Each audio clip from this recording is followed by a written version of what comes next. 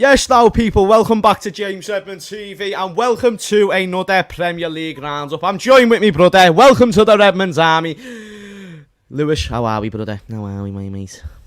I'm good.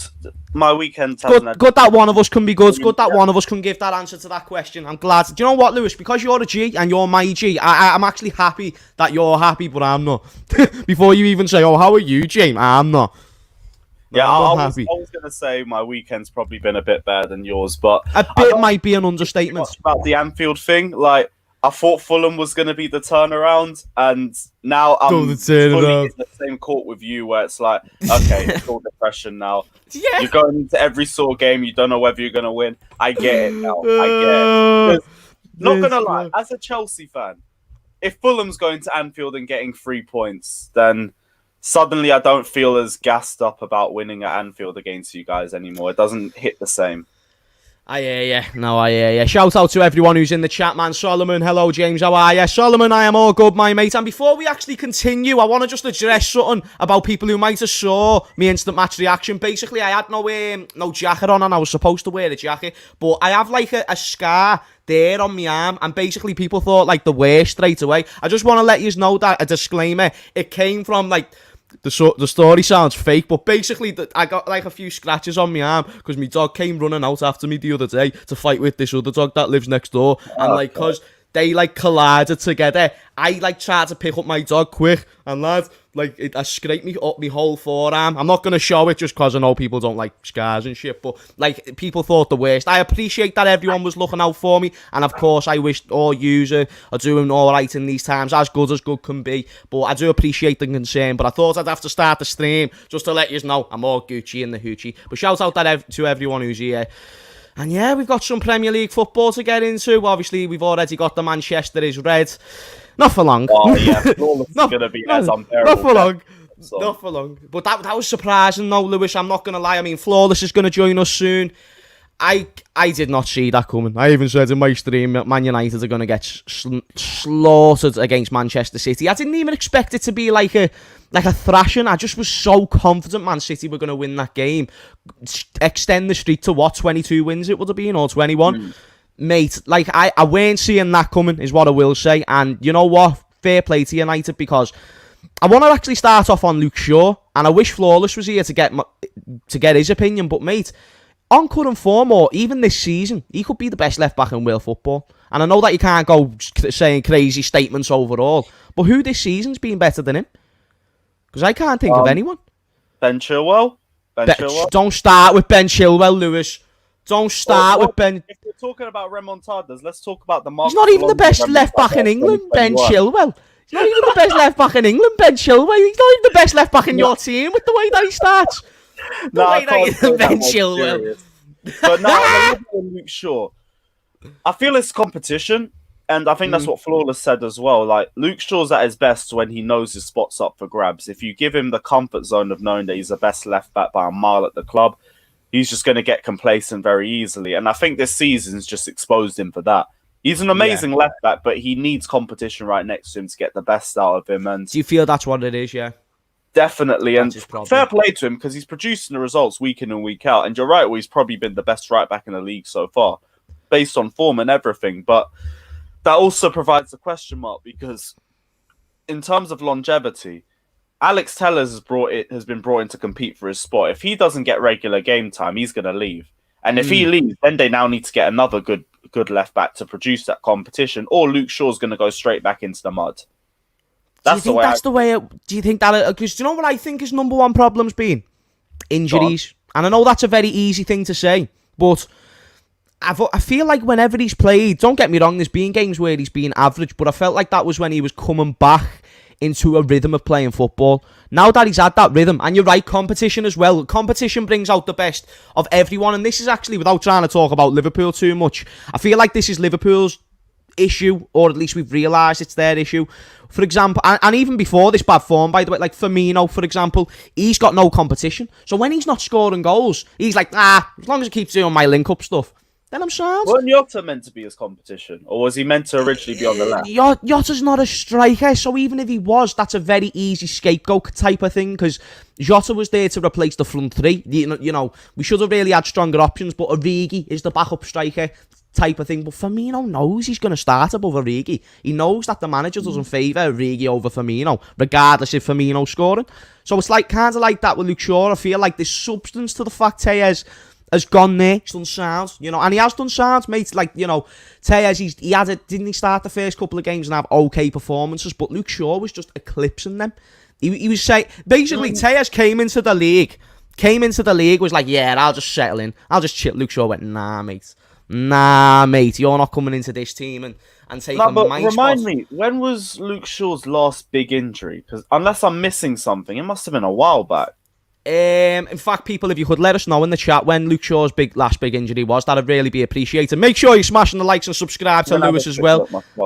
Yeah, make sure that have a look at that, because I'm actually interested there. He's not being injured this season. From my not in major, at least he's played the majority of this season. People are saying Reguilon, people are saying Zinchenko. I think these are Reguilon's a very good left back. You know, even you can kind of see when Tottenham don't have him in the team, you can see what they miss going forward. He's so good going forward and solid defensively. Okay, yeah. Last year he had 4 injuries. 33 days out, 59 days out. One with like a day out in a week. The year before, 2 40-day injuries. The year before, like 4 injuries that took him out for about 12 days. So he's been all right. So he's been okay then. Like, you know, it's far. Like, his only for big him, one was the leg break, I think. The leg break. In 2015. That was what nearly fucked him. Yeah, that took him out for nearly a year. Then he had another one the year after that. But he's been stabilising himself recently. People are saying his last big injury was... Yeah, a lot of people are saying his last big injury was 2018. His last, substantial one that actually meant something. People are underestimating Zinchenko. Do you know what, Lewis? That's a fair point. I think we seem to forget Zinchenko was a cam. Like, Zinchenko is like, he's an attacking player. He's not even meant to be in that position. And defensively, even though it's not his forte, he's been solid. I like Zinchenko. I think he is one of the best left backs in the league. Just for me, Luke Shaw. Both going forward. For Manchester United, I think he's probably been their best player this season. People can say Bruno and Zinchenko, but I also feel like it's instructional, because that's not been the first time that they put a midfielder into a fullback as well. Yeah. They had what's his name, Fabian Delph there for a season or two playing at left back, didn't they? And it worked out well. They won the league with him at left back because Mendy was injured. So I feel it's just more instructional in case of what Pep Guardiola asks from their fullbacks in his system, which is probably why it's easier for them to assimilate into that role once they've understood his style of play. Yeah, even Ahmed's here saying that he's got 5 assists in 12 starts for Tejas, and he's still not starting regularly for Man United. From what I was hearing, Manchester United, I mean, he was stinking it up the first few weeks for Man United. Like, they couldn't wait to get Luke Shaw back on the pitch. It's always a weird one with a new defender. You always think, a little bit more time, maybe, kind of thing. But then if you've got Luke Shaw coming right back into the team and just causing issues straight away, doing the job that he needs to do, then why would you need to even think about Alex Tejas coming back into the team? People, do you know what? People are throwing in great names. It's mad. The league's strong for left backs, The league is strong for left backs. I'm seeing loads of great shouts. Like, one thing I remember was, if you look at the best right backs that we've had in Premier League history, like, it's very bare. Like, there's not really a lot of banging right backs you have. You could think of your Nevilles, you could think of Ivanovic, but other than that, you're struggling to think of anyone other than recently. And now we've got like 5 or 6 brilliant right backs, all English, all vying for the same spot in the national team. And it looks like we're set for the next 10 years. That's the exciting part. Like, you've got Trent, we've got Reece James, there's Wan-Bissaka. You got James Justin as well. A little golden generation 2.0. It really is. And I feel like I'm missing a few other names as well. Is there anyone else I'm missing? We will be missing names 100%. Shout out to Theo Woods. People, make sure. Lamptey. Lamptey's quality. You don't even think about Lamptey. People don't talk about him because he's at Brighton. He's quality Lamptey, mate. Shout out to Theo Woods. People go subscribe to him. Thank you very much for the super chat as well, Theo. Hope you're well, my mate. How are you, Hammers? Absolutely marvellous. And I hope everyone who's watching this stream as well. Make sure you smash the likes, people. Leave a little subscription. And also, if you haven't subscribed to Lewis, go and do just that. Yeah, man. Great win for Manchester United. People are talking about Martial as well and his influence against... Ole at the job, though. And that's the biggest thing with Man United. That's why you can't underestimate them. As soon as Ole looks like everyone's starting to turn on him, he might actually finally lose his job. A big game comes around and he gets a big result. Yeah. I hate it because it just shows how unpredictable Manchester United are, and you can never really predict what Man United is going to turn up. But same way, if it keeps Ole at the job and you know he's just going to keep them semi-average in the long run, I'll take it. I don't even mind for the longest part. It's mad how flip-flop a lot of Manchester... Not all Manchester United fans, but a lot of Manchester United fans are when it comes to Ole Gunnar Solskjaer. Like, I'm not even talking about people necessarily on this platform. I'm more so talking about when you look out, and Twitter shouldn't be your place of substance for proper fan opinion or anything like that, because there's just so much different directions you can go on Twitter. That being said, when you do go on there, you see a lot of love for Ole, and then if he loses, you see a lot of shit. And I suppose it's like that for most teams, but in this instance, it seems to be the strongest case for Ole Gunnar Solskjaer. And I don't understand how United fans can't see every single neutral loves the fact he's at the job. We love it. Because it stops Man United. It stops Manchester United from really pushing on to become a Manchester City, because that's what they're missing. They're missing a world-class coach. And you can get in world-class coach, like, for example, Steven Gerrard. Like, he's probably good himself, but he's got world-class coaches. Oh, my God. He's got world-class... Oh, mate, don't even put that thought into me. What are you doing, Lewis? What are you doing, Lewis? If you ever say anything like that again... In the Spurs kit, isn't it? So we all have to suffer. But it's like even Steven Gerrard, though, he's good at picking his own coaches, the ones who he wants to work with him. Ole Gunnar Solskjaer, I swear they've got Darren Fletcher and all that coaching the team. And Darren Fletcher, backroom staff is, but it's like nobody's special. I know Man United fans don't rate them either. Low-key, this is why I wish Flawless was here now as well, because he's echoing nearly everything that you're saying. The Ole out know that this is probably just a big false image, and they know that the squad's got quality, but it's the manager that's holding them back, which is why I'm happy with a result like this, because the Ole inners are going to take this as something decent, and they think Ole's going to take the club to the top slowly. No. Yeah. No, facts. Ole has experience as a manager. This is the thing. I could believe that with Frank Lampard because he had no experience. So I'm going off what I believe, a gut instinct, and I'm going off the games that I see. Ole's been managing for over a decade now at this point, and his best triumph was Mold, winning the league. And I think Mold were a better club when he left as opposed to when they were at the club they were at now. So it clearly is the manager that's the problem. I don't think he's going to change it around, mainly because he's been in the game for too long now, and he's failed for too long to change what he already knows as a success, even if you would call it a success in itself.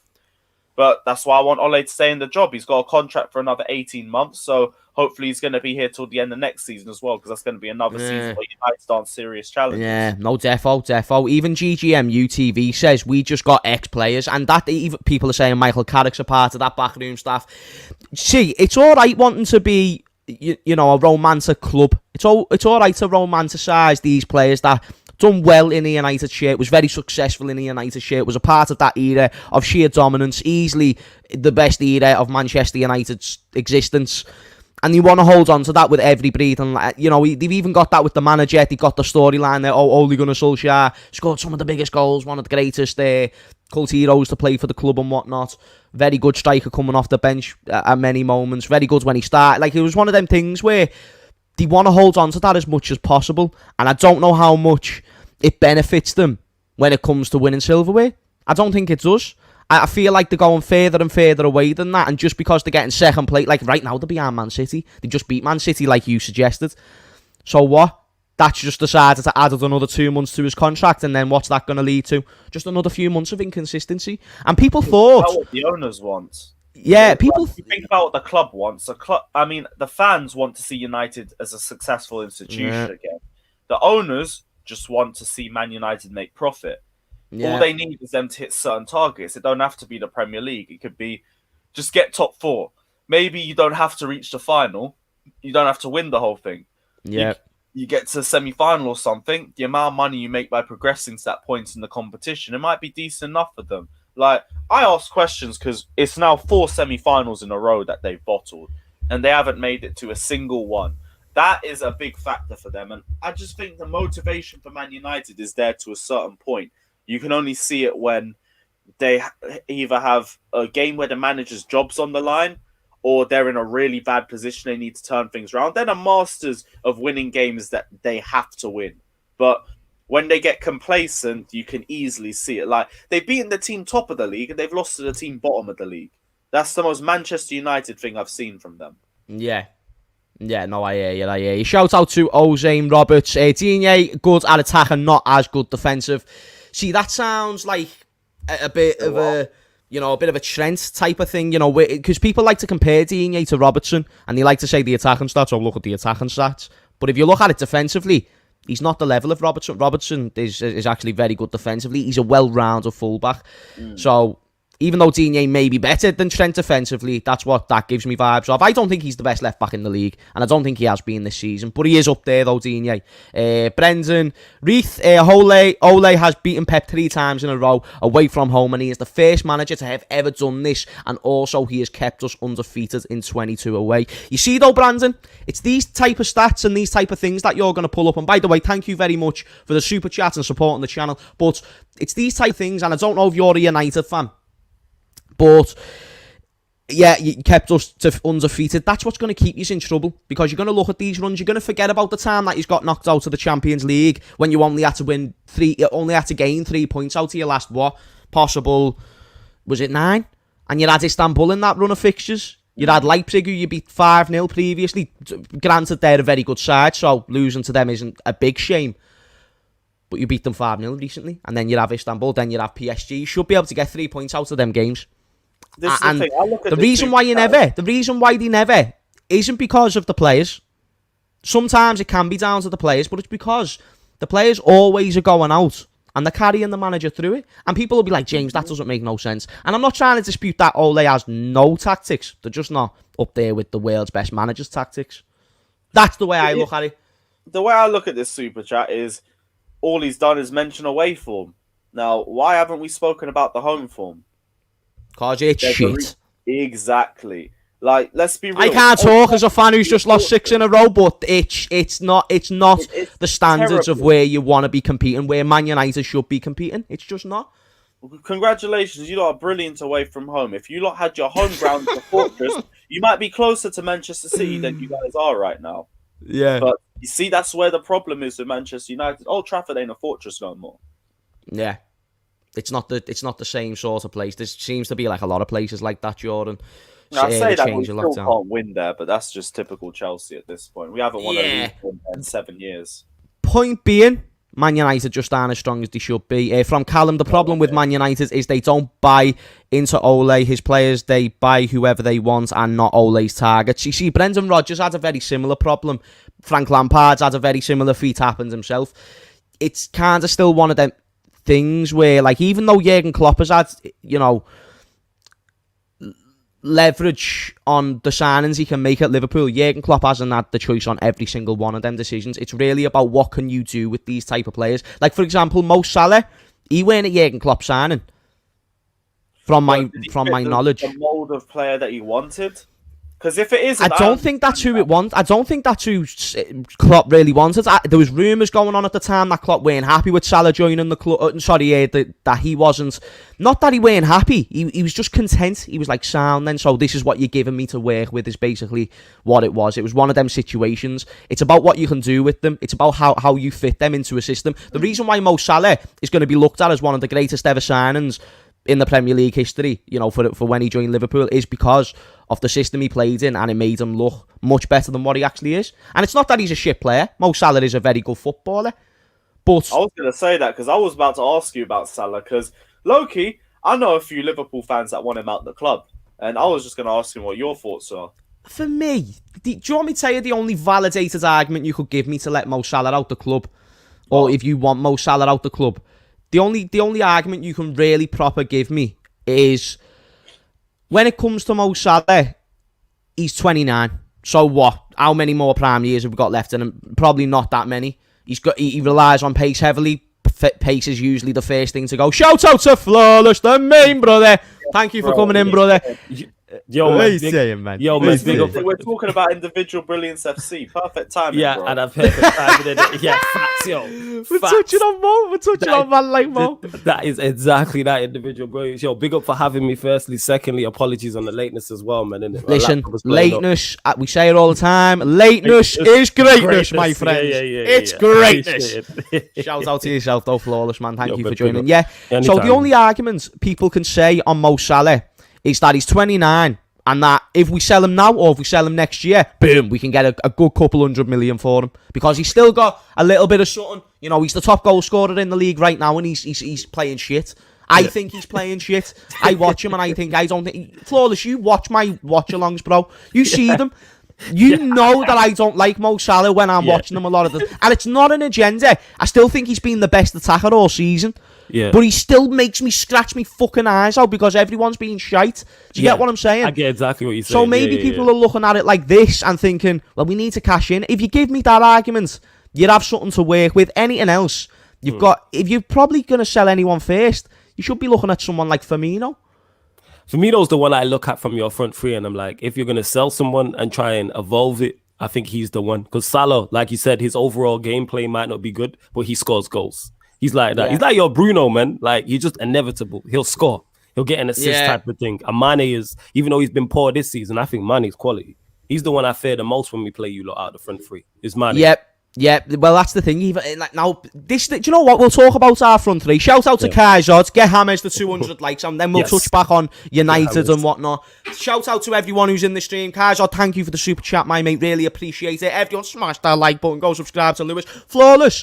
What's your channel that you would want people to go and subscribe to? Sarcasm City TV, people. Sarcasm City TV. Right, let me get that in the title in a second. Much appreciated. But. As for our front three, then boys, I want to know from outsiders looking in. I'll start with you, Flawless. Mane, I'll tell you the breakdown of what my point of view is. Mane this season has had his worst season in a Liverpool shirt, and it actually looks like he's lost a yard of pace. Firmino, he's been sort of in and out for the past 2 seasons in terms of form, and then Salah, he gets his goals, and even though that's more than what we need right now at Liverpool, it's still not the same Mo Salah than what we're used to. Does that make sense? Yeah, I get what you're saying. Yeah. So outside of looking in, if you were to look at that front three, do you think it needs to start being dispatched? Who's the one that needs to go first? All that type of stuff. Yeah, it's one of them. It does need to be dispatched because it seems that the cycle has come to an end. Are we being a bit reactionary? Possibly, but I don't think Klopp has that type of time to wait this season and then going into another season and this happens. But we've seen this happen before. The same thing that's happening to Liverpool this season, the same questions being asked of them is exactly what happened to Manchester City last season. I've said this, I say this all the time, it's easier to be the hunted. It's easier to be the hunter than the hunted. Once you get to the mountaintop and you're the team to beat, not only are you the number one team to beat, so people up their game because you're the champions, teams make special plans and figure you out. Like I said, I think Carragher said it on Sky Sports, and the Liverpool team that lost the Champions League final before you won it is pretty much the same team minus 3 or 4 players. So you have to refresh it. You have to go again because even you're saying Mane's lost a yard of pace, which is mad to hear because to me he looks still as quick as ever, but you have to go again. So out of the front three, I'm looking at Firmino, maybe Salah. I'd keep Mane. Like I said, I'm a big fan of him. I think Mane is the best out of the front three, but obviously you as a Liverpool fan, you're going to be watching them more closely. But I don't think people are like, oh, Klopp's done. This Liverpool team's done. Nah, because we were saying this about Manchester City this time last season. And look at what they're doing now. All it takes is 2 or 3 players, Klopp to maybe slightly alter his style and use a back. You know what I'm saying? I fear you lot next season. Genuinely. Do you know what I think? Do you know what? And I was saying this on the LFC talk show the other week. I was saying, I hope we don't get any European football. Yeah, I'm praying. We spoke about this last time as well. I hear that. Listen, boys, and people in the chat, please let me know. Call me a loser's mentality, whatnot. I'm thinking about this season means nothing. If we get Europa League, we'll be even more angry. We will be even more angry. I don't care, mate. So I'm more than sound with a mid-table finish, and that means next season we don't have the excuse of excessive games. We don't have to worry about we're going to get knocked out of the Carabao Cup straight away anyway. We're going to get knocked out of the FA Cup within 1 or 2 fixtures anyway. So let's just fuck everything else off and go for that league again. Because why not? Because why not? We've won a Champions League recently. We've won a Premier League recently. There's no pressure to win either one of the big boys, whereas there was that before. We haven't got that now. People mention a rebuild like, even Special K here says, James, form is temporary, class is permanent, Mane will be flying sooner rather than later. That could be the case, but it could also go the other way. And we can't just think, Mane, he's being bossy. And boys, you know that I love Mane. Oh my God, people don't get it twisted. That's where I first heard you in it. I got to give you your flowers. That's where man first heard you with that. That rant is infamous. You get what I'm saying? Bro, he made me. He made me and my face on this platform. He made me because he was boss. You're right as well. He made me feel. Listen, in a non-mad way, he made me feel a certain way to where I gone on that camera, fan cam. Well, what just laughing for? And that's what came out of my mouth, and here I am type of thing. So I love him to bits, and I feel like he has got. For example, in the Chelsea game. He has a terrible game, but if he puts some of them chances away, it's not so terrible. And I know if, buts, maybes, and that's not what I do. But that being said, it's like... Don't worry, man. It's only because we played Christensen. Just putting it out there, people. Joachim is the best to get me Danish centre-back in West London. Lewis was fuming. Lewis was fuming. Big up Joachim, you get what I'm saying? The best Danish, you get me centre back in West London and that. Joachim running Anfield, it is what it is. But like Joachim, you get me? The same way Christensen went to Liverpool and put it in lockdown and that. Yo, Joachim said, hold my beer and did the same thing and that. He did a better job. Bro, how can you put someone in lockdown when they're already in lockdown? Yo, further lockdown, fam. That's a very good point. This agenda, this ain't got to make sense. It's just got to be funny. It don't even have to make sense. I can't be asked. Don't make sense, man. You know what I'm saying? It was further lockdown. Joachim Anderson in it. Put them in lockdown 7, fam. That's what happened. You said tier 6, they're in tier 7 now. You know what I'm saying? I said hold my beer. You know what I'm saying? Hold my beer, cut. Hold my beer. Yeah, that's what he said in that. Go on, sorry, family. Ask you, buy a new striker. Try Firmino as a 10, and that don't work, then sell or bench a player. This is where we need to start being cautious about how much are we going to get these players at a certain time. No, I kind of touched on it with Salah before. If we keep Firmino for another few seasons, his value's only going to go down and down and down. He's on the other side of that hill. You can see it. He's especially in that position. People don't even know where he plays. Yeah. So wouldn't it be fair for him to be deeper then? Because I feel like the biggest problem with Firmino is his output isn't there. But then, how good is he going to do in a deeper role? Because then, are we just looking to suit what's best for Firmino? And if that's what we're trying to do, sound. If we want to do that right now, because we're not in a transfer window, fine. But why are we going to do that next season and the season after? When really, we could look for a player that fits the profile, that exactly what we need. Yeah, it depends. Try and recoup some funds, and then maybe we can see what happens there. Because, Flawless, even bro, Sir Alex Ferguson, how did he always bring Manchester United, or how did he maintain Manchester United's success over them years? It was always by being ruthless with decisions. It was always by saying, oh, you're a legend. Oh, sorry, mate. Like, I found someone else that actually fits my idea a bit more. That's the difference. Yes. And I just feel like if there is one criticism I can give Jurgen Klopp, it's maybe his sort. We could get invested more into, but it's his favouritism towards certain players and kind of just disregarding other players within the squad. Does that make sense? Because that's the way it is for me. I hear exactly what you're saying, and it depends on where Klopp's trying to go with in terms of playing style. Does he still want to keep this type of playing style, and then you can keep Firmino, maybe drop him into the 10 and then get a number 9. But it depends where he wants to go. Like I said, I think Klopp already is planning in his mind what his attack is next season. He's going to come back like Pep, because like I keep saying, I just said it before, I'll say it again. These questions we were asking these same questions of Manchester City. How does Pep come back? What does he do with this player? What does he do with that player? And we see he signed Diaz and then he's altered his style and it's kind of worked. And I can see Klopp doing that. He's a wounded animal at this minute in time. Like his pride's gonna be hurt. You know what I'm saying? Like this is a very talented manager. This is a manager who's just won the Champions League and the Premier League, and now the crown's been snatched away from him. So I can see him coming back with a vengeance next season. Unfortunately, I want to be wrong, but that's what I can see happening. I hope you're right, like. I hope you're right. I know that you are watching this and opening your eyes as well. But boys, a few people are mentioning Harry Kane in the comments as well. Boys, like, I'm not gonna lie to you. I think there's a shout that he could be the best in this league. Best striker in the league. Best player in the league. Best player in the league. I think there's a shout. Like, I just watch him. And I know that sometimes it's not there, but you've just got to think. The team that he's playing in right now, it's not the most offensive side. And I know that it kind of maybe even suits him slightly more in terms of the fact that he's playing deeper. I don't disregard that. Therefore, he's getting more assists. The goals are still there, though. Yes. The goals are still there. He maintains our... And I know it's not just about stats. Lewis is there like this. He's fuming. He's like, I'm never coming on this show again. This scouser doesn't know what he's talking about. The ticket. It's because it's Spurs. It's because he's Spurs. No, of course. If you were chatting Dominic Calvert-Lewandowski, I would be punching my screen.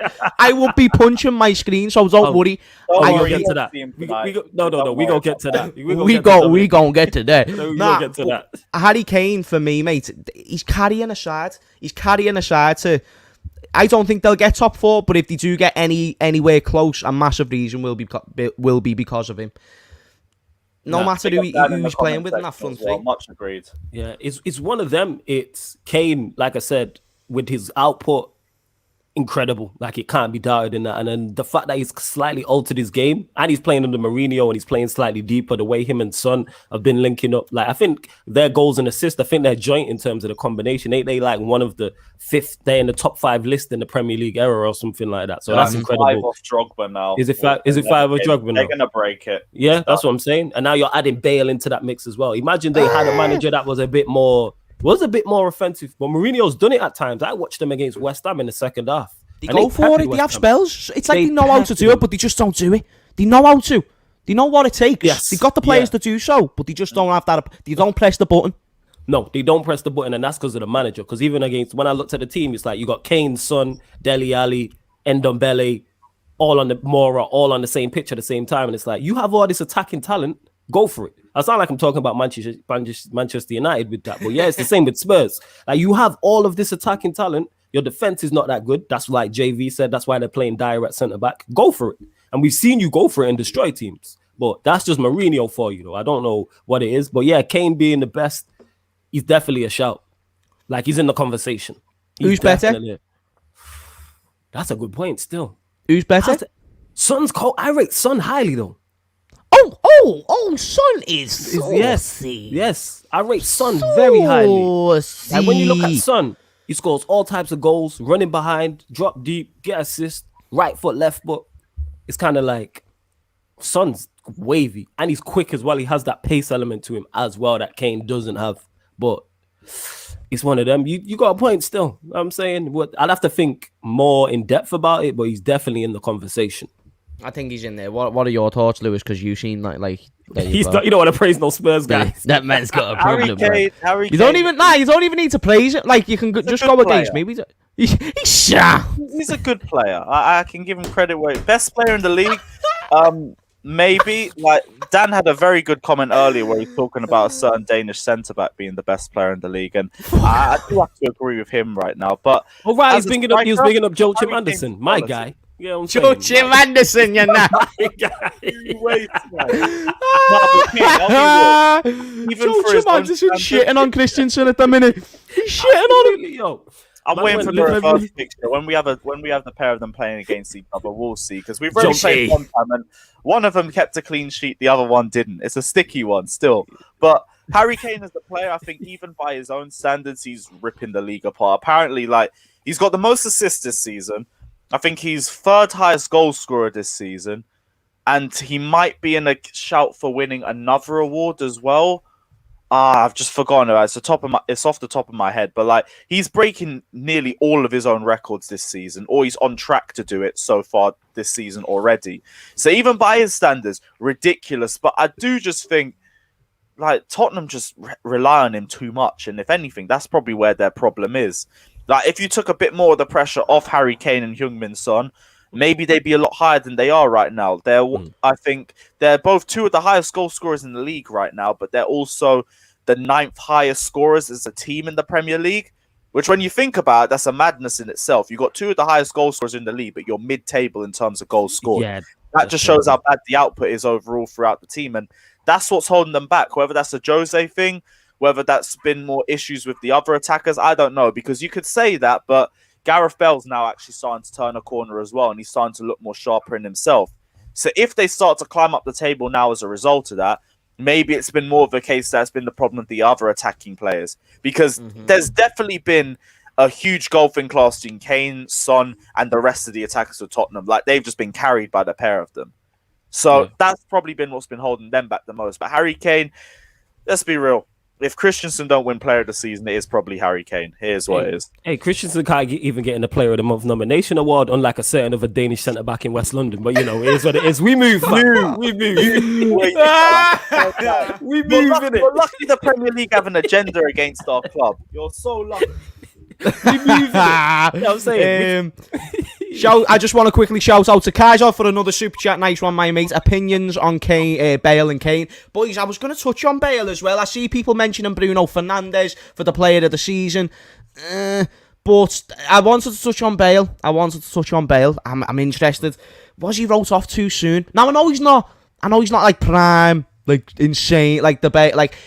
I don't even feel like he's been the same Bale. Do you know, like, even when he scored that overhead kick against us, I don't feel like he was the same Gareth Bale there. Do you know the Gareth Bale that we know as a motherfucker? Like, serious. Someone who is just going to come to your stadium and he doesn't give a fuck. He's going to score, and he's going to score a worldie, and it's going to look easy, essentially, is what Gareth Bale... The envision that I have of him at his best is what he does. Right now, though, did people write him off way too soon? Because from what I was hearing when he weren't starting, bearing in mind, was that he's dead. He's no longer like the same player. He's not even better than Bergwijn. I was hearing quite a bit of that. I feel like that is now being kind of shut down a little bit more with the fact he's getting more game time. That being said, I understand he needs to do it more consistently and avoid injuries. But that's me, though. I feel like he was written off too soon. Go on, you go from. I was going to say, it's a bit of both. Like, he definitely... Anyone who just outright cancelled him after the first few games, yeah, they did it. But same way, I get it, because I thought Bale was going to take a long time to get back to Gareth Bale's sort of games compared to the start of the season, because he was barely playing for Real Madrid. So there's a huge amount of lack of sharpness. I use Hakim Ziyech as an example. Like, he's played the equivalent of 14 games in the last year. So when we see him play games, he don't start games well at all. Like, he gets into the game well. Like, his second half performances are a bit decent. He looks a lot more back to normal, Ziyech, but he starts games out terribly. And I feel like that's the same thing with a Gareth Bale. Like, he's had barely any game time for the last 18 months. If anything, he's looked like he's been semi-retired at this point. And if you're getting someone from a point of being semi-retired, both physically and mentally, and now you're getting them back to regular match speed, and then you've got to adapt to the intensity of the Premier League again as well, I'm not surprised. Like, I would have fully said he's washed if it got to the end of the season and we were at this sort of form. But I always thought, like, Bale could be one of those players that if you didn't rely on him too much, or you didn't focus your team too much on Gareth Bale, he could be a very important player, especially towards right to the end of the season. And Loki, like Madrid, what he was there. Yeah, like, I can't really give much seasons as a guarantee for that because I didn't watch enough La Liga. But you know, like when you mention he's not the main man type of thing, at Real Madrid he weren't really the main man. No, I suppose he was supposed to be, but with Ronaldo there, that was never really going to happen. Break into the squad as well. Yeah, I get that. But Spurs, I think it's better for him that he's in this sort of position, that there's not a lot of reliance on him. To his extent as well, he don't even need to have to worry about it too much as well, because he don't take football that seriously either. Like, the way you look at it compared to professional, he don't take it too seriously, which is why now he's coming back into it, and now he looks a lot more sharper. He's a lot more fresh mentally as well, which is why he's a bit dangerous, especially for the last few games of the season. North London derby this week is going to be very interesting, because if he turns up in that game as well, then we're gonna have a lot of talk. People are going to jump on the people are going to jump on the bandwagon even further. Defo. Kane needs to win. It leaves Spurs to win the big trophy, says Ali J. I agree with that, man. Don't get me wrong. I know they've got a final against Manchester City coming up, and I suppose in any one-off game, anything can happen, especially when it's Mourinho. That being said, to win the big trophies, League Cup isn't the big trophy. You mentioned the big trophies, Ali, mate. He needs to go. He's not going to win a Premier League at Spurs. I don't think. The question is, though, with the pandemic and the COVID era, it's like, who can afford him? Because if someone goes in for him, you know what Daniel Levy's like. Spurs are going to want big money for him. How long's he got left on his contract?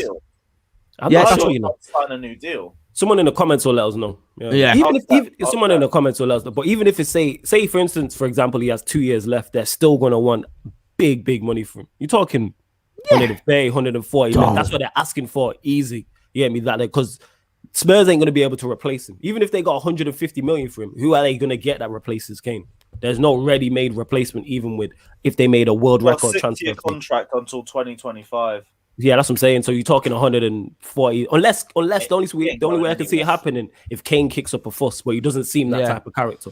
If he's 2023, everyone's saying, or 2024, some others. So about a long time. So he's not going to have a freebie anytime soon, is what we're going to say. I understand in this time he's not going to, and I don't see Kane being that type of a player as well. I do feel though it's going to damage. Not that he should really care, but if he doesn't win nothing, that's a shame. Because at least Gerrard, like people will bring up Gerrard.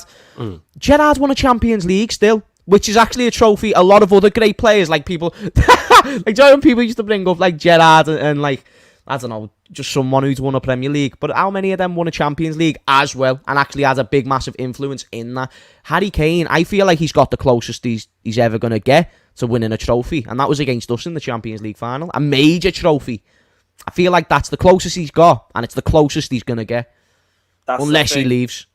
And they brought Jose Mourinho in for the sole purpose of winning trophies. And all he's got right now is a Carabao Cup final against Manchester City. And Manchester City are Carabao Cup final whores. They've won the last 3 or 4 in a row.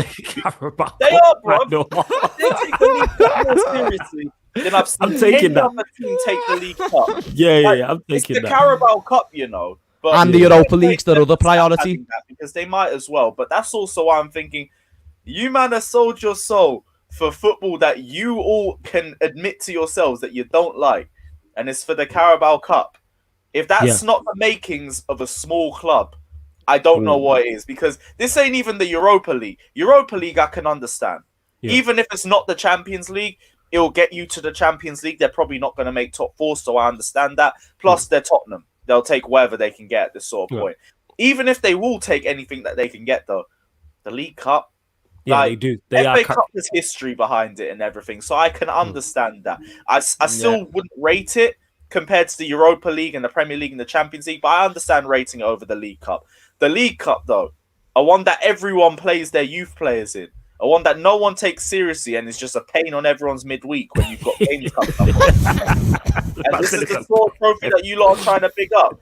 Come on now, man. But it's Tottenham, innit? So it's what it is. Maybe it'll be Harry Kane and Son's first trophy, so it'll be worth the 6-year contract, I guess. This guy shot a nice little shot there at the end and that low blow. He took that in there. You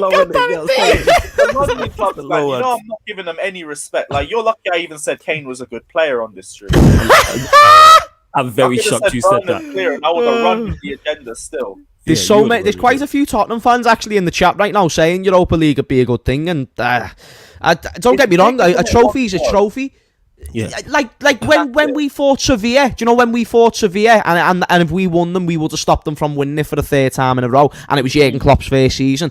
I was gassed for the Europa League, and also we beat Man United on the way to the final. We beat Dortmund on the way to the final. Like, we had some fucking balling teams in that league that we had to play. And we got to the final. Like, that was a saucy year in the Europa League. But when we lost, what? You had better teams than we faced, and I think the Europa League now is shit. No, now it's meant to mean more. There's meant to be tougher teams in there and everything, but the competition still reeks. Like, from when we were there, the toughest game we had was Frankfurt in the semi-final. I'm not even counting the Europa League final against Arsenal. That was Tim Pot as well. Frankfurt, we didn't beat in 2 legs.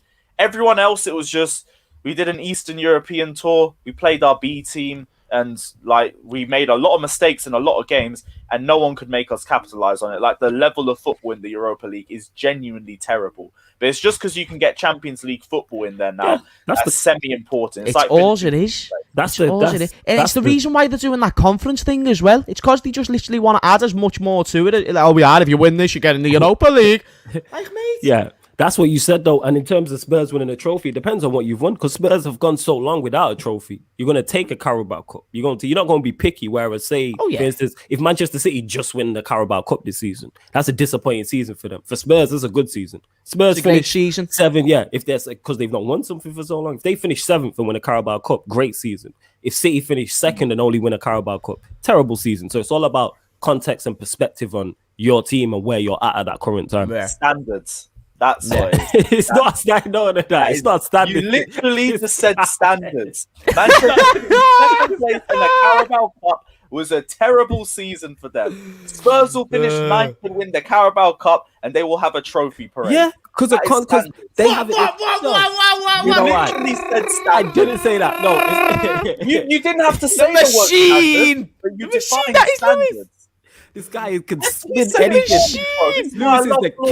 Lewis is the king of spin, you know. This guy can spin anything in that. Spurs fans, that's not what I said in it. So get Lewis in it. You didn't have to say it, you inferred it. I just inferred it. You inferred it. Shout out to Toby who's in the chat as well. Hammer T, Ole is now promoted to a professor. Thank you for the super chat, my mate. Yeah, who's going to win the Europa League then, boys? I'm interested to hear what you're going to say on that, because we're touching on the Europa League. Who's going to win it? Tottenham are still there.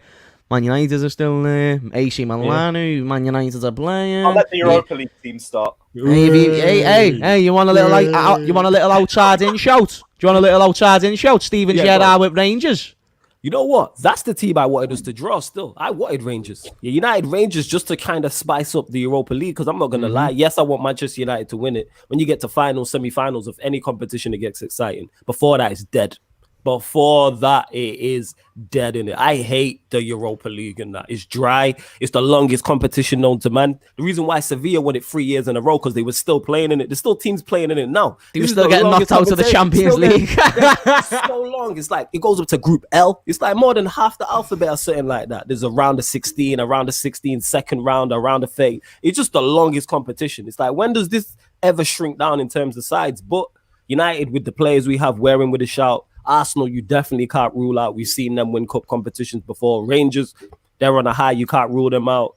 Who else is left? Spurs with Mourinho, they're a shout. I'm not too sure about the other teams in it, in terms of, because I don't really be following outside of Europe in depth to be talking like that. But obviously, AC Milan you have to look at. So, yeah, we'll see. But United definitely have a shout in the Europa League. Do I think we'll win it? No. Yeah. I think you could maybe beat the favourites.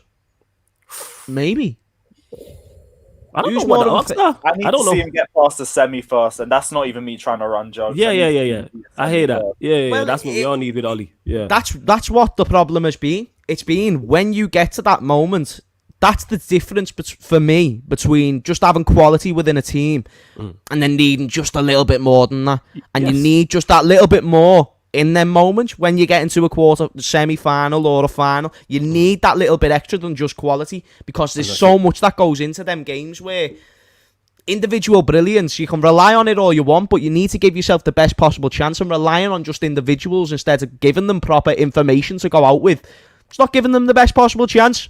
You preach it to the choir. That's exactly, I could have not even put that any better myself. And that's exactly why with the Europa League, I've said, I don't think we'll win it. Because when it comes down for this manager to make a key decision or key decisions, he'll get it wrong. This is why we went out of the Champions League. Manager making incorrect decisions over a 3-game period. The game against Istanbul, the away one, the game against PSG, and the game against Leipzig. 3 games there where if we beat Istanbul, which we should have done, or get a point off the other 2, we go through, but the manager gets it wrong. This is why over a 2-legged tie, again, in the Europa League, even though it's not the best competition, you're going to come up against a manager who's probably tactically very good. He's tactically savvy, and that's where Ole's going to struggle. This is why I give us a better chance at winning the FA Cup, because it's we got 3 games left. If we win 3 games, we win it.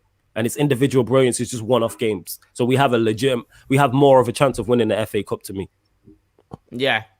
No, I hear what you're saying. I think it's gonna be interesting, mate. Steven Gerrard, he's one of them managers now that it just. I don't know if he's never gonna end up being like a master tactician, I don't think. But mate, it's gonna be interesting to see what he can do with that team that he's got right now, because he's built a strong team there at Rangers. Who did Rangers get in the Europa League? I forgot. Rangers drew. I can look that up dead quick now. Actually, I can't remember who they drew, but people will also let us know in the chat. Flawless. I saw a man like Dean Henderson starting goal for the almighty Reds the other night. It was De Gea injured or something. No, De Gea, his wife. He was in Spain because his wife's had a kid. So that's why his wife had a kid. Yeah. His wife. So rumor had it is that, how true this is, I don't know. De Gea was like, he was willing to stay, but Ollie was like, nah, you can go. So he's went. Now Henderson's gone in. I'm glad Henderson's the number one. I've been saying this for the longest. Let's find out how good he is. We need to find out if he's good enough or not. So let's play him from now to the end of the season. Give him a run of 10 to 12 games, and we'll find out. And since he's come in, he's done well. Obviously, there was a big hype surrounding him in regards to the Sheffield United. Yeah, because he played well there. So I'm like, okay, let's see. And so far, he's passing the test. One thing I do like about him is more commanding than De Gea, because I've had it up to here with De Gea. So I'm like, okay, let's try something else and see what's what. What's De Gea doing wrong?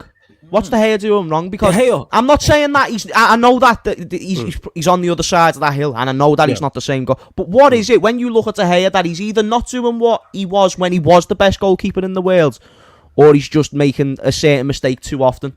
It's one of them. He's making basic mistakes. So he started the season off well, because at the start of the season I was like, yo, get another number one play. And he started off well. Then he started to make mistakes. And then what I also don't like about him, and this is just my preference, is he's not commanding enough. Like, for instance, the goal we conceded against Newcastle. Harry Maguire, yes, it's a poor header, but Harry Maguire's got a free header inside the 6-yard box. You're the goalkeeper. Come and catch it. He's not commanding it. He's a goal line goalie. He never comes off his line. Not brave. Even the goal that Dominic Calvert-Lewandowski scored in that is not really his fault, but he's not come out brave. You're a goalkeeper. Come out brave. And he's just not commanding enough. Doesn't come for crosses, whereas Henderson will come out and catch something. Like I said, that Maguire one is a prime example. And then even his shot stopping at times, he'll make mistakes. So I've just think, all right, let's go. That's what his thing is as well. Yes, that's what, like, and when your thing starts to go, that's why I think, like, you know, if Mane starts to lose that edge of pace, and same with Salah, we need to start looking in that direction of, okay, maybe not right now we need to replace you, but we either need to find a new way of adapting you into this team, or we'll need to start looking at a bit more of a longer term process. Do you think Henderson would be good enough to step up in the meantime? Lewis, if you want to say something that sounds. No, I was just going to say, do you think with De Gea it's an age thing? Because you say how he relies heavily on his reflexes. He's getting a bit older, and you know when age comes, you start to slow down a little bit more. Do you think that's the sort of thing with him? That is true, but the thing is, as goalkeepers, you're supposed to get better with age. So even though you're talking about reflexes, in terms of positioning, you're supposed to be but not reflexes. True. So maybe. You make a great point there in regards to, is it? I just don't know with him. I don't think it's a skill thing. I think it's mentality, because we've seen you be dropped there when Van Gaal was here. He dropped you because of the whole signing of the deal, and he's saying your head wasn't in it. So we've seen this. His goalkeeping coach, when he signed his new deal, his goalkeeping coach left, because that was a part of the deal that he had previously, where he had his own coach. And then when he signed his new deal and the new coach came in, his form fell off as well, which makes me think it's not a skill issue. I don't think you're done in terms of talent. I think it's mentality with him. I think it's just a mentality issue. And maybe competition from Henderson. If Henderson plays well over the next 3 or 4 games, it will bump. We've seen what it's done for Luke Shaw. So maybe he needs that. I've said drop him before, but Ollie doesn't drop anybody, so it is what it is. It's a mad one. It's a mad one. Lewis, what are you saying on the game against the Blues? Later, a few people in the chat have been asking about Everton's season and what we think of Carlo Ancelotti and what he's done. What are you scared of when it comes to facing the Blue shite? Because they're just well better than us at the second. It's making me angry, mate. Interesting debate, because what was that? Calvert-Lewin versus Christensen. That's what I'm looking forward to the most, because last season when we played him in the away game, Calvert-Lewin just built up Christensen for 90 minutes. He was getting bodied in the end, dominated. So if we're talking about his redemption arc, if he goes and puts Calvert-Lewin and Richarlison in his back pocket, that's just another brilliant turnaround for him. But that's why I'm worried in the air, because we haven't got Kurt Zouma, and since Kurt Zouma's been dropped out of the side, we have struggled aerially. We haven't been the same sort of team. And Christensen's good in the air, but we know how good Calvert-Lewin's in the air. He dominated Christensen last season. He dominated Thiago Silva in the air in the reverse fixture. So that's where my biggest worry is going into this sort of game. But it's like the same position we were in last week, where 4th versus 5th, we're facing a Merseyside team, which is a point behind us. And if they win this game, they go ahead of us in the table. So realistically, our problem is the exact same. And they've got a game in hand. Which is all the more reason why we have to go and get a win in this game. But it's also why Everton are going to go there and just try and get a draw. They don't necessarily have to win this game. We have to go and get a win in this sort of game. So I expect this to be another game where we have to break down another team, that we're facing another boss. And I expect that because, like we said, Everton don't have to go there and get the result. But same way, this is a game that we have to win, and it's a game that we should be winning as well. We just need to be clinical. And why do Chelsea need this win more than Everton, though? I'm not saying you're wrong. I just want to know your reason to why. Besides you being a fan, of course, why do Chelsea need this win more than Everton when they could go above you if they win their game in hand? And even though it's Everton and they're not accustomed to Champions League football, that's the difference of what a manager can do. Everton as a club might not be accustomed to Champions League football, but Carlo Ancelotti is very much a Champions League manager. And he's thinking, I've got James Rodriguez, I've got Richarlison, I've got Decore, I've got Allen, I've got Champions League players or Champions League level players that would do well in that competition. I want to make sure we're in there. Even though that might not be what the board set at the start of the season, your expectations adjust. So I don't know if I don't know if they will go for the draw. I feel like they can very much. They'll initially go for the draw. I feel it's a case of what the games happen, of how the game's saying. They'll come out and try and get a victory. I don't think it's going to be part of us for 90 minutes, but I think, let's say 0-0, game keeps progressing. As the game keeps folding off like that, they'll become more accepting of the draw and they'll play for the draw a bit more. That's why it's going to be a case of game management, I think. I think it'll still be both teams going out for the win, but I expect Everton to be a bit more defensively minded in this sort of game. If they played 5 at the back, I wouldn't be surprised. But that still says nothing about their team on the counter-attack, because they will still attack. I don't think it's just going to be sit deep for 90 minutes. But let's say if we ain't winning by second half or something like that, I'd expect them to start getting more and more defensive as the game goes on. Because late on, they don't need to go for the win. If they've got the draw, they'll take the draw. If they've got the win, they'll take the win. If they're losing, they'll go for the win. But same way, they just can't lose. That's the only thing they'll take. With us, we have to win more because there is the game in hand. There's also tough fixtures coming up. And plus, I want to keep this unbeaten run going. It's good for our confidence. It's good for momentum. Very good. Yeah. Even though some of them might be draws and some of them, you need to just make sure that no one's beating us. Once you've got that mental chip off your shoulder, that's when we've saw it with Liverpool. That's when a few problems can start to creep in and whatnot. In fact, do you know what? This is actually a good little segue from what Troy is saying. Did anyone see what Sturridge came out and said on Insta? Now, what did he say?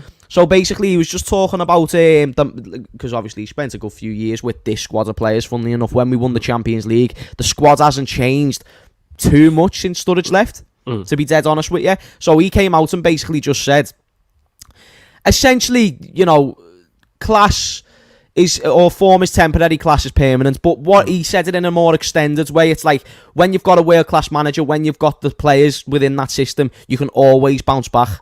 You can always bounce back in any situation. Now, of course, he's kind of got to say things like that because he's their, teammate and spends a lot of time with them and whatnot. But I feel like if Liverpool go with that approach of what Sturridge is saying and we just kind of stick with what we've got and we don't really look on making a few drastic changes, then that's where we're going to be in a bit of trouble. Yeah, I get what you're saying. In regards to that, Sturridge is right. Form is temporary, class is permanent. We hear this all the time. Half of the reason is, for Bant's purposes, people always want to run joke and say, oh, this team's finished, Klopp's finished, etc., etc. And then because it's social media, we know how reactionary it is. Lose one game or you'll see tweets that, oh, get the manager out, this player's not good enough. It's like, yo, it's one game. That's became a thing with Liverpool. I know we're in terrible form. This is worse than when we were with Roy Hodgson. I saw a stat the other day. Do you know the season when we had Roy Hodgson and Kenny Dalglish as the manager?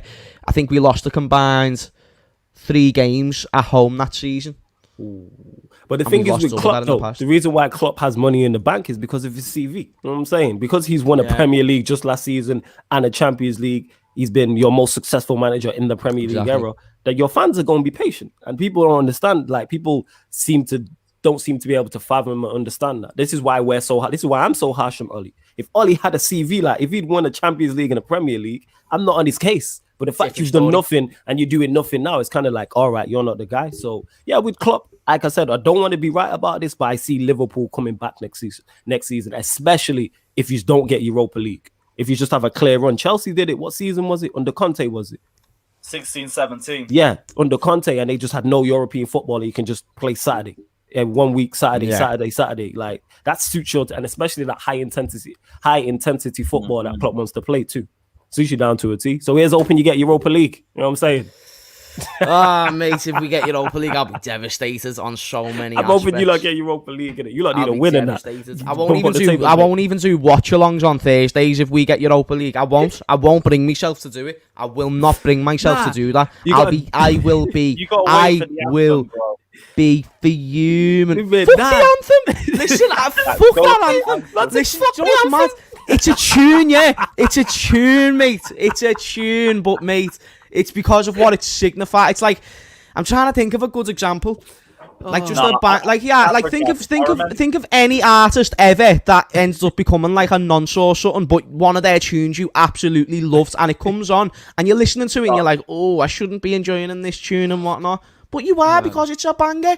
That's what the Europa League tune's like. Just called the Europa League a nonce competition. That is mad. That's mad analogy. I know exactly what you was trying to say, but that's a mad analogy. My brain goes into my places. Sorry, Lewis. I read it.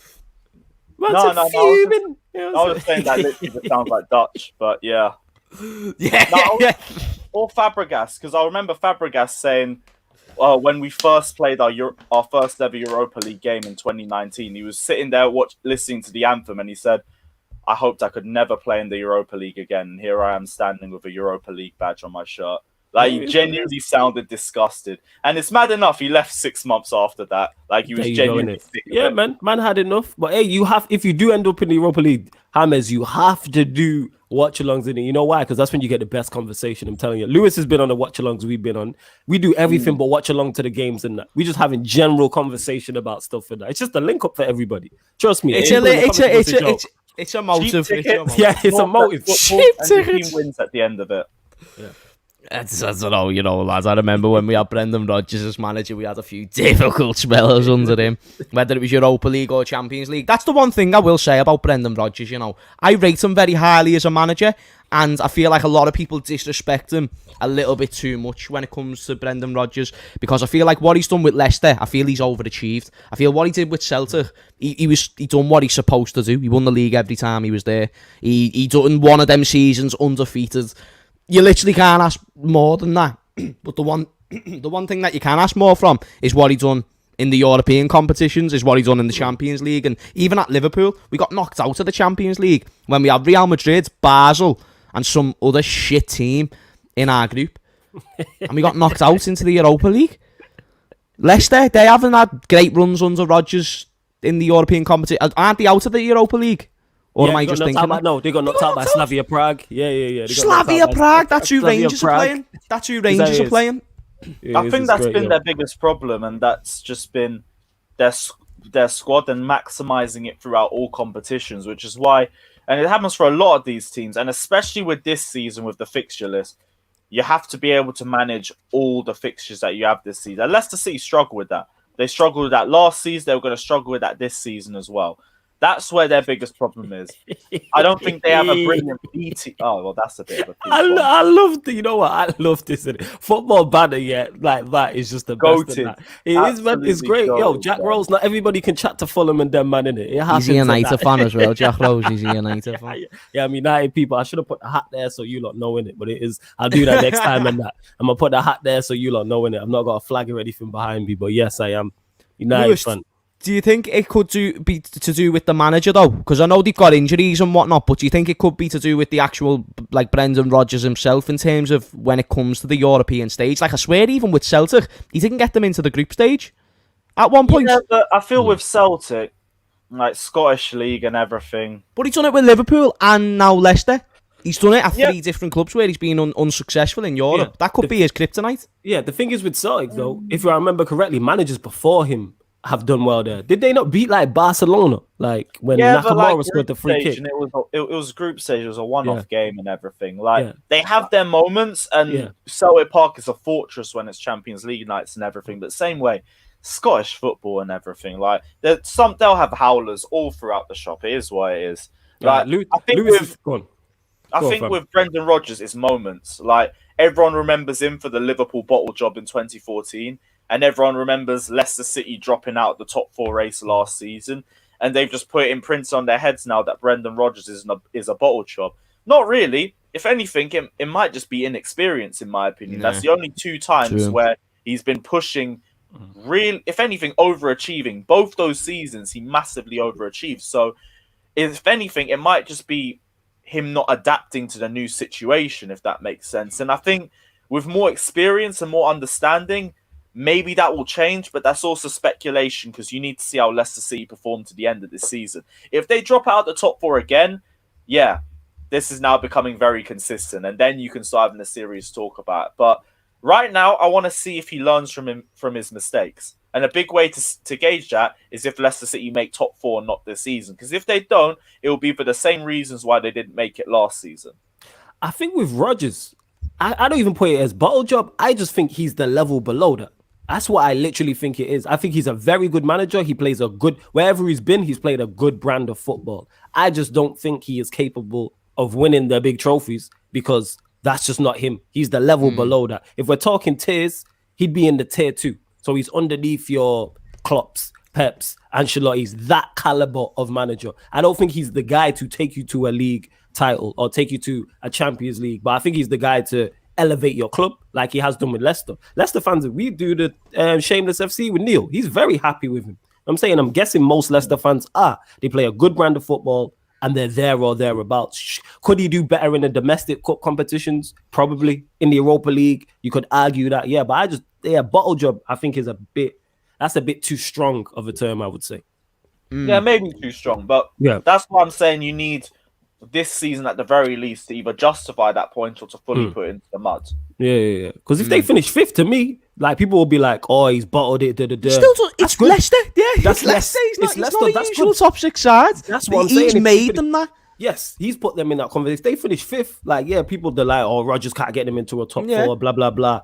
That's good with the squad he has. And it's not, exactly. And it's not the same team that he had that won the league. That's a completely different side. People think because it was a few years ago, it's the exact same team. They've only got Schmeichel and I believe Vardy. They might have a few other squad players like Brighton, but main players, they lost Kante, they lost Mahrez.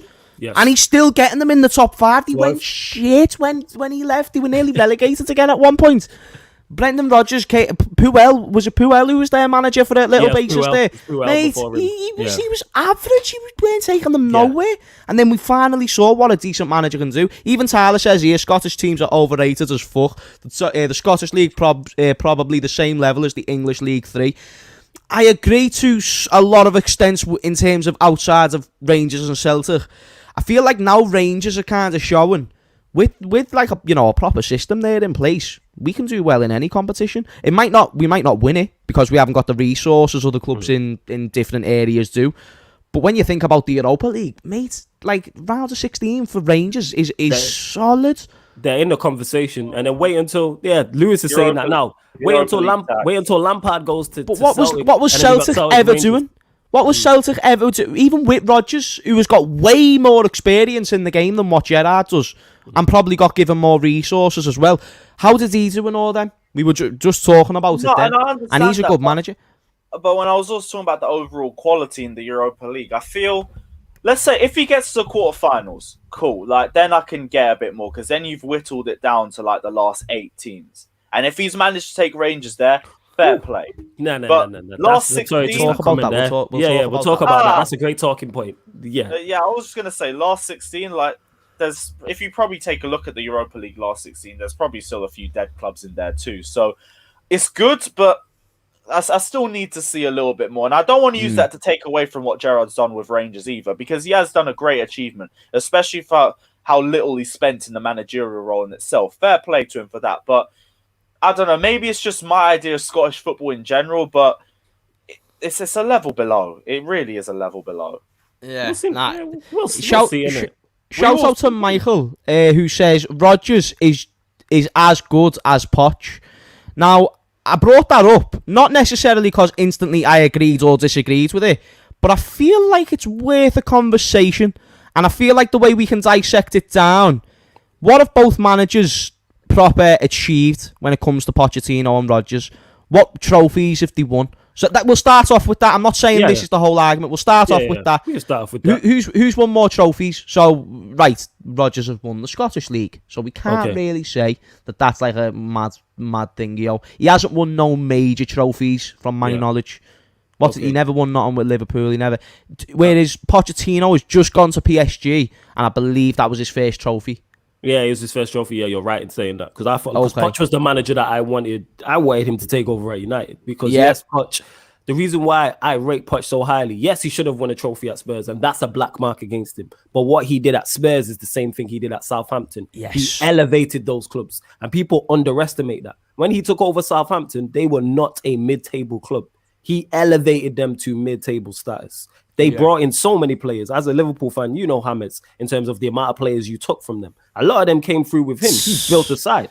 You know what I'm saying? They were donating us just absolute ballers for time. So don't get me wrong, a few stinkers, but a few ballers, mate. That's what I'm saying. So he elevated them as a club. So it's kind of like, all right, this manager's certain to it. The same way we see Hassan Hüttel now getting people talking about him. Poch did the same thing at a better level. Then he's gone to Spurs and he's elevated them as a club. Also, yes, he should have won trophies. 100%, he should have won trophy. He should have won a trophy there, but he's elevated them as a club. He made them a legitimate top four side. I think every season they finished inside the top four. I think they finished fourth, third, and second, or something like that crazy. I think he finished third twice or second twice. And he got to, yes, he lost it, but Spurs shouldn't be in a Champions League final. That's my whole point with them.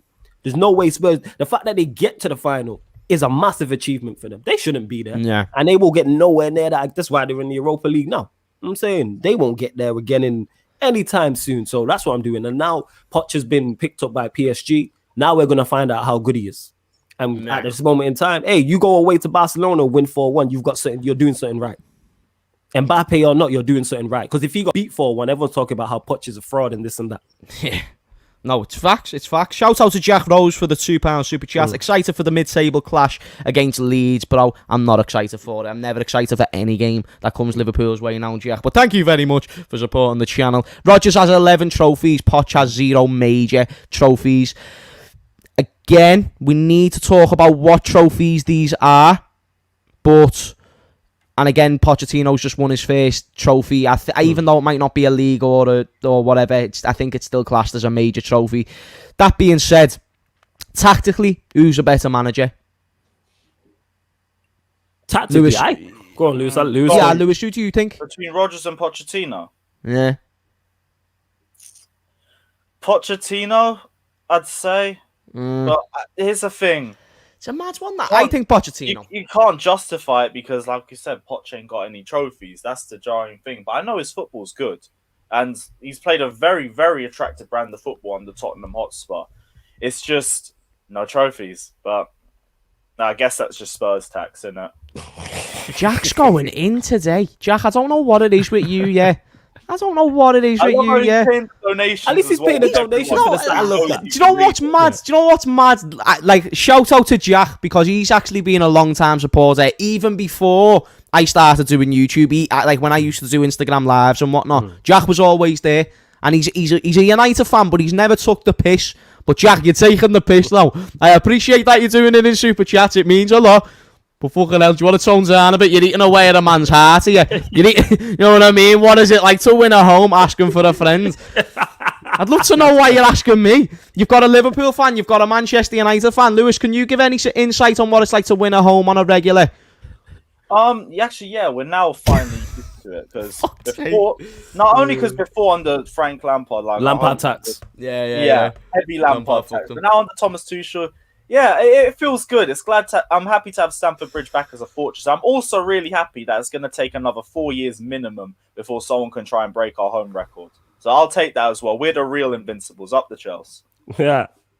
Yeah, I mean, funny when people bring up things like this. Poch just played Son at right wing back in a semi-final against United in the FA Cup. You can bring No, up... he did that twice. He did that against us in the cup the year before that. Oh my gosh. Yeah, and that's but you can call out one bad thing that a manager's done. Like, yeah, if that's the one. Yeah, if you're going to bring up, like, you know, at one point in one game against Manchester United that we played once, he played Son at right wing back. Like, it doesn't mean he's a shit manager. And Brendan Rodgers has probably had a few madnesses as well. But I'm interested to, who do you think is better people, Pochettino or Brendan Rodgers? I think I'll diverse the question once more to you two. So as a Chelsea fan and as a United fan, I'll even answer it. Who would you rather have in charge of your team? Oh, Poch.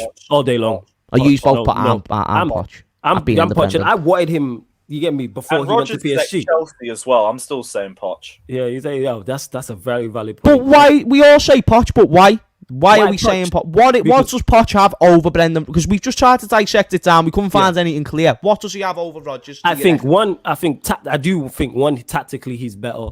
Two, like I said, I've seen him elevate two clubs, and that is a very tough thing to do. To change, winning trophies is all well and good, and that's what we all want as fans. But to elevate two separate clubs is different. He legitimized Spurs before he got there. Spurs are not considered a top four side. Now, when we talk about expectations and levels, if Spurs finish outside of the top four under him, that's now considered a disappointment. He's boosted the expectations there, and there's a reason why he's at PSG. PSG seen him and was like, all right, let's get him. PSG literally could have went and got pretty much any top manager because it's PSG. Look at you can spend a load of money. You have Mbappe and Neymar. Who's not going there as a manager?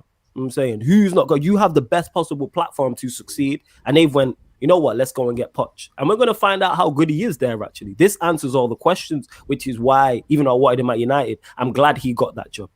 Because I don't think Rodgers, and that's no disrespect to Rodgers. I'm not saying, I just think Rodgers is the level below where I think Poch can get into that top. He can get into that top tier. There's a reason they went and got Poch and not Rodgers. There's a reason for that. There's a point. There's a reason for that. I mean, one of them reasons could be the fact Poch was available, Brendan weren't. That's true. That's a fair point. That is a fair. But I think if Rodgers is available, I don't think he's in the conversation. I don't think PSG look at him and go, all right, let's go get Brendan. Do you think Rodgers. that could be because of where he's from?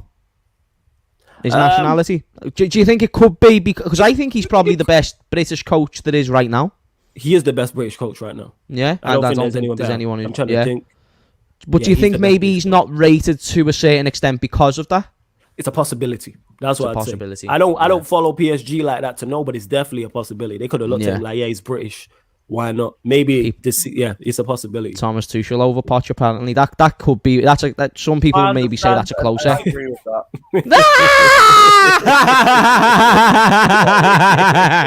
I love Lewis. You know that's why people are going to see a lot more of him because I love Lewis. Is always activated. Lewis is the guy. Lewis is the guy. That's a Tuchel in it. Yeah. I think Tuchel's in that bracket though. Is like how good he is. We don't know yet, but we're gonna find out. He's like an unknown quantity. He can't. That's why I'm just in an unknown. Highest win rate in Dortmund history. Highest win rate in PSG history. What the fuck did he win with Dortmund? Did he win a league? No. Did he win a Champions League? Did he get close to winning the Champions League? No. What did he do at Dortmund? What did he do at Dortmund?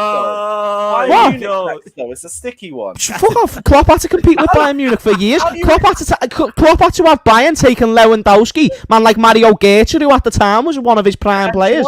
And why did Bayern turn into those monsters? Why did they turn into those monsters? It's because we gave them the most embarrassing moment of their club's history. They spanked us last season in their Champions League. It's still like a millimeter compared to... You're talking about Bayern? In 2012. Yeah. Everyone gets battered by Bayern. They beat Barcelona like 8-2. Yeah. But what's created the monster that is Bayern Munich? The embarrassment in Munich in 2012 caused by Chelsea. That's the reason why they've started going on this madness. Dortmund beat him to the league, beat him to the cup. Then you lose the Champions League at home in your own yard. John Terry out, Ryan Bertrand playing left wing, and you still put Ribéry in the back pocket. You know what? I turned into a monster after that, just for the shame. I get it. This guy.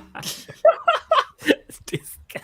You got a point as well. This guy is been. You got a point.